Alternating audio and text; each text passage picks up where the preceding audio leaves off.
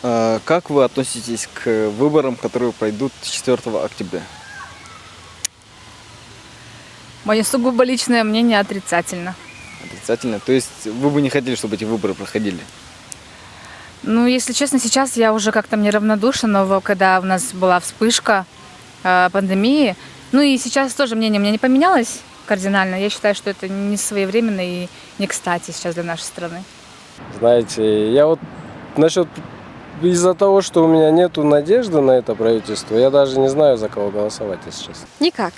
Я уже лет 5 не голосую и не собираюсь, так как мой голос ничего не значит. На самом деле.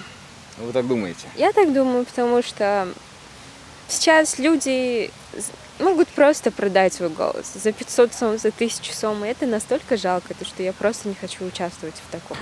Ну, если честно, я к этим выборам отношусь очень скептически, потому что в стране происходит такая зараза. Правительство вместо того, чтобы думать о простом народе, думает нажиться на этом народе, да? И правительство наше, то, что нас может возвысить, на это не верю. Скажу прямо, что никак не отношусь и не собираюсь голосовать. А как вы относитесь к публичным личностям, которые хотят ворваться в сферу политики? Вообще никак. Я этих людей не понимаю. Я к ним ни плохо, ни хорошо. Просто этих людей не понимаю. Я не знаю, каким местом они думают. Я не понимаю просто. Ну, знаете, политика и сфера шоу-биза – это совсем разные вещи.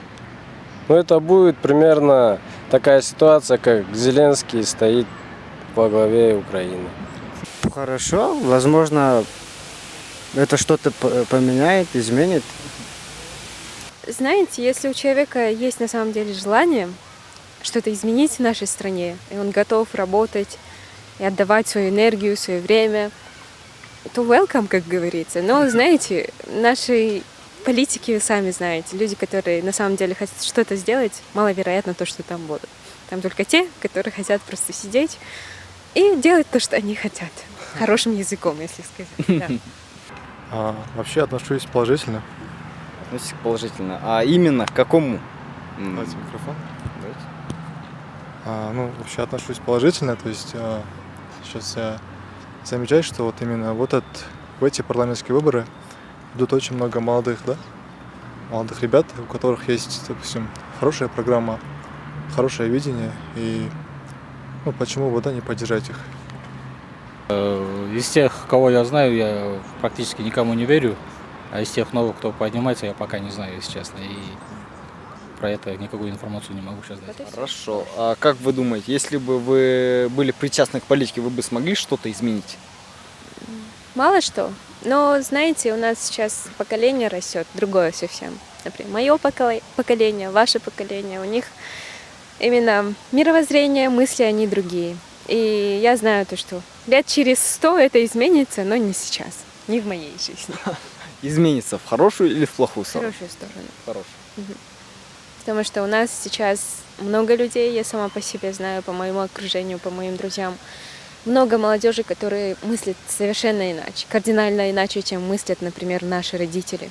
То есть new generation, новое поколение, новые мысли, и все изменится, но это требует времени для Кыргызстана. Хорошо. А если бы вы стали частью политики, вы бы смогли что-то изменить? Как вы думаете? Если бы я что-то мог бы изменить, и я бы уже был бы политиком. Если я вижу, что я ничего не могу изменить, и поэтому я не политик. Если вам предстоит проголосовать за какую-либо партию, то за какую партию именно вы отдадите свой голос? Ни за какую. Нет ни одной партии, которая, которая достойна быть сейчас. Дослужилась бы. Да, вот чтобы люди за нее проголосовали. Я считаю, такой партии сейчас нет. И вообще у нас в нашей стране столько сейчас проблем, помимо этих выборов, столько проблем, которыми можно было бы заняться, нашему правительству, но тем не менее они сейчас готовятся к выборам. Это их больше волнует, нежели чем люди простые. Может быть, вы убеждены, что никаких реформ, никаких изменений не произойдет, верно? Абсолютно. Ну, не знаю.